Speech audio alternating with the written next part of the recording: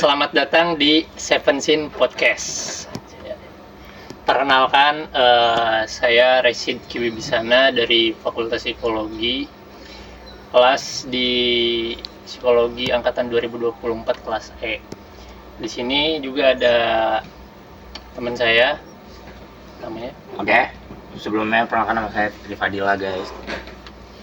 Ya, Fikri ini sebenarnya itu teman saya dari waktu SD ya kita ya, dari SD. Udah kenal lama banget nih. Kita SD bareng, cuman SMP sempat pisah kan? SMP bisa nggak satu sekolah. Terus di SMA SMA kita juga bisa juga dah ya. Iya, awalnya. bisa juga awalnya di kelas 1 kelas 2 kita. Iya, cuman Nggak satu sekolah. pertengahan semester 2 kita satu lagi.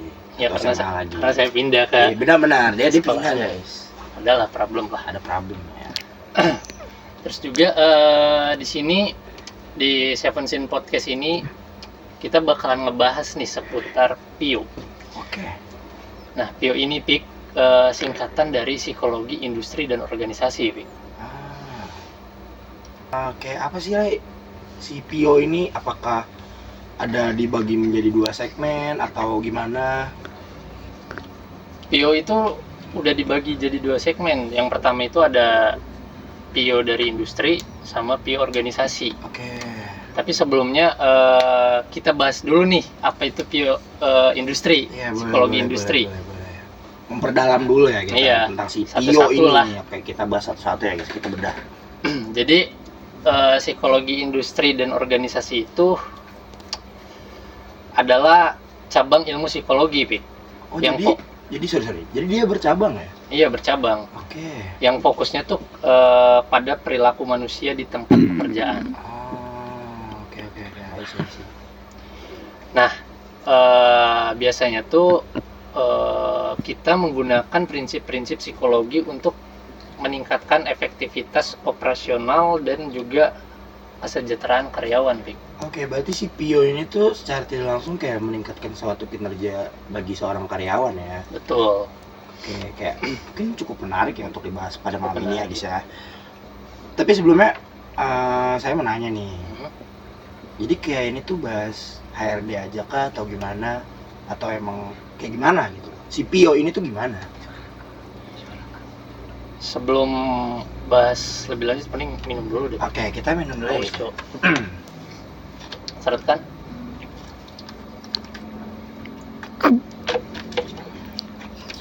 Terima kasih akhirnya. Jadi tadi pertanyaan tuh bukan cuman seputar HRD ya? Oke, berarti memang banyak ya berarti ya? Iya, jadi tuh PIO tuh dasarnya tuh adalah ilmu pengetahuan. Kita melakukan penelitian dan menggunakan data, Pik. Oke. Nah, PIO ini juga terbagi jadi 2 bagian yang tadi awal saya sampaikan. Ada industri sama organisasi juga, Pik. Oke, berarti ada 2 ya cabangnya ya? Iya, ada 2. Di sisi industri itu lebih fokus ke arah individu, Pik. Dan cara mencocokkan individu di tempat pekerjaannya. Jadi kayak misal kita sebelum kerja tuh kan suka interview. Betul. Nah, di situ tuh peran PIO tuh. Oke, berarti Jadi di awal-awal ya? Iya, di awal-awal. Jadi kita interview, nanti HRD yang menginterview kita bakalan nanya seputar ya kayak gimana sih diri kita gitu. Nanti mereka yang bakalan nentuin tempat kerja kita bakalan di posisi yang mana gitu. Intinya si PIO ini kayak ingin mengenal suatu individu lebih dalam lah ya. Betul. Kayak entah kemampuan atau fisik gitu kan, atau bahkan masalah ya, bisa jadi. Iya, benar. Lalu juga ada, selain interview tadi, ada juga pelatihan sama pengembangan karyawan, Pik. Terus juga ada juga penilaian kinerja karyawan. Nah, kalau misal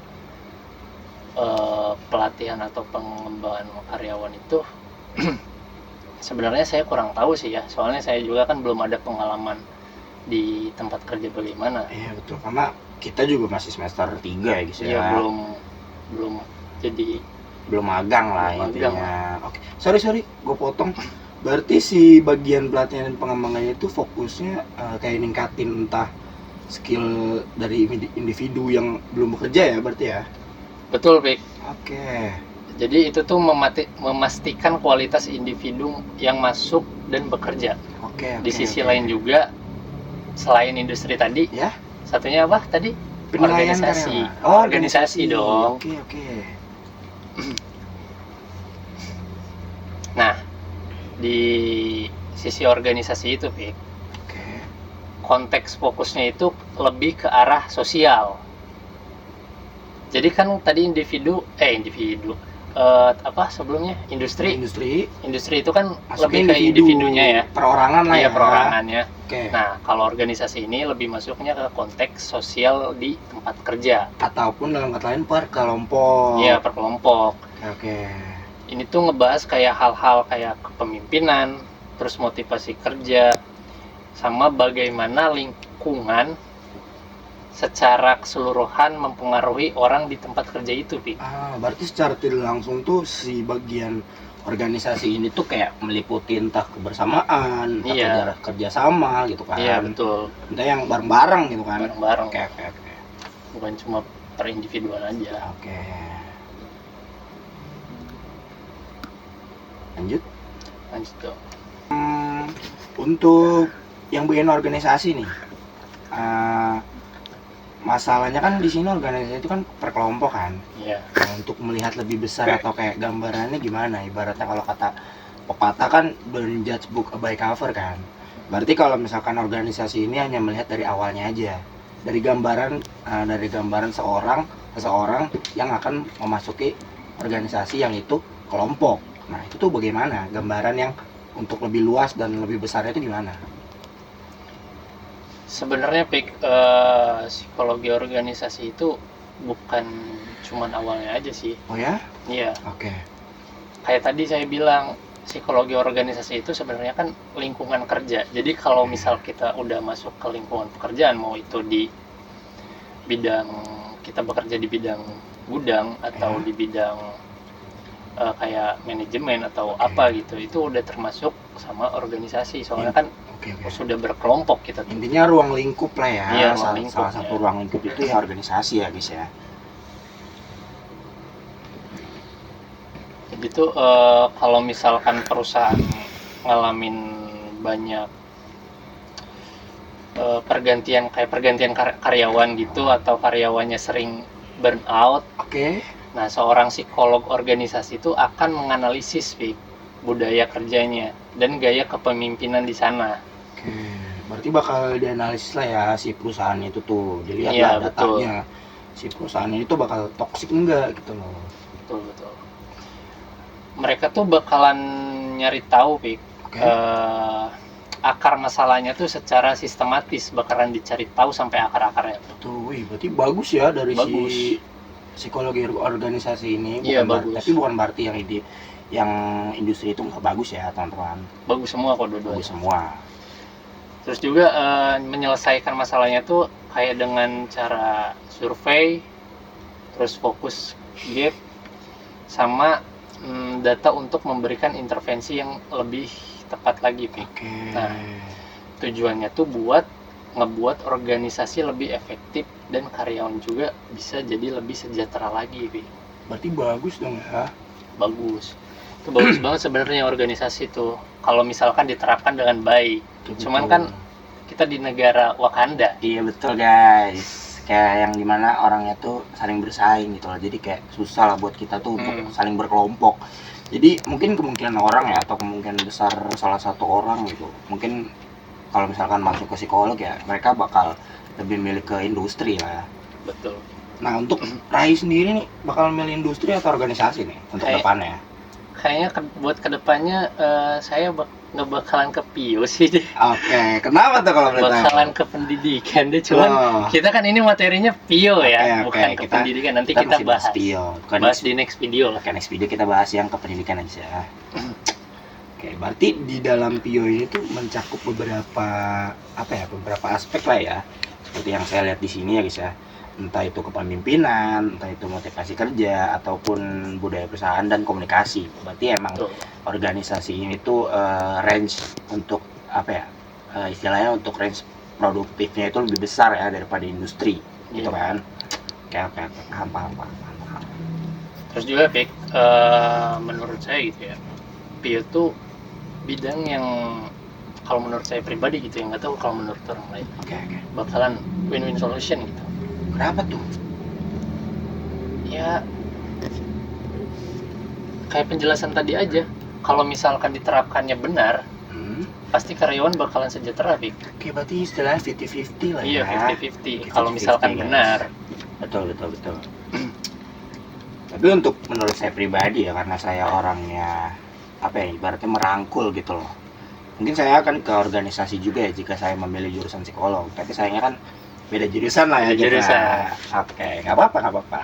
Ini kan kita lagi bertukar pikiran aja. Iya. Oke, pembahasan yang cukup bagus sih menurut saya. Ada pertanyaan lagi nggak, Pik, seputar Pio? Mungkin Cukup lah. di sini kan ada yang mempengaruhi lah ya. Nah, mempengaruhinya itu gimana? Mempengaruhi soal apa tuh?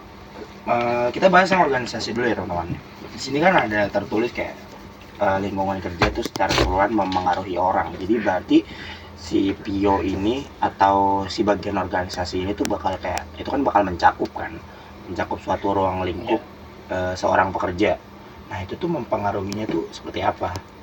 Jadi gini, Pik, contohnya tuh kayak kita ditempatkan di perusahaan. Oke. Terus juga di perusahaan itu kita dikelompokkan ya. Nah, di dalam kelompok tuh ada problem lah istilahnya. Oke, Nah, ada problem kecil lagi sih ya. Iya. Ada skandal.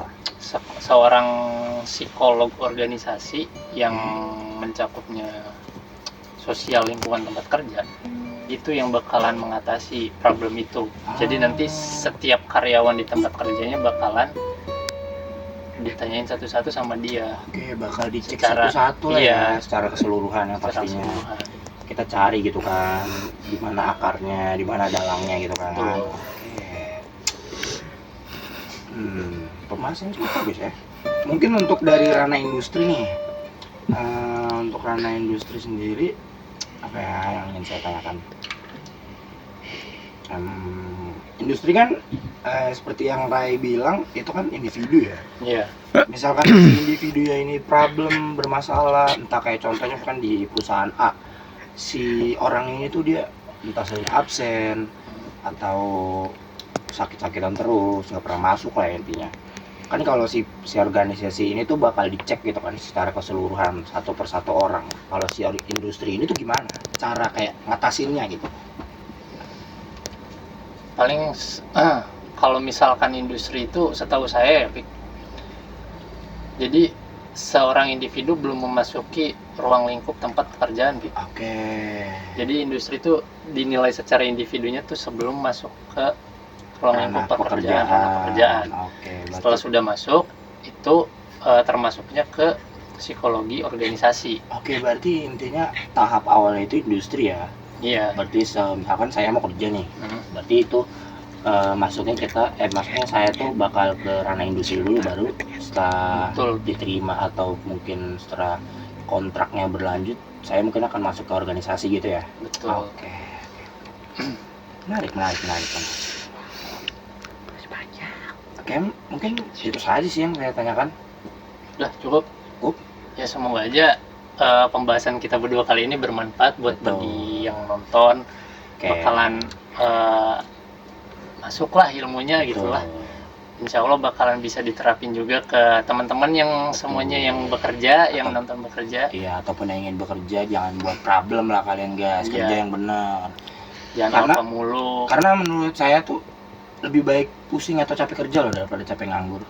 Bener sih, Fik. Kadang orang tuh apa ya, kayak aduh pusing nggak kerja, nanti bikin snapgram, tapi bikin status, rezeki sudah ada yang ngatur. Itu bodoh itu. Bodoh ya. Bodoh.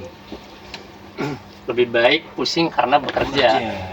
Walaupun pusing juga, tapi kan bekerja kita kan. Iya, betul. Dapat uang gaji. Betul. Oke, itu saja sih yang saya tanyakan ya pada malam ini.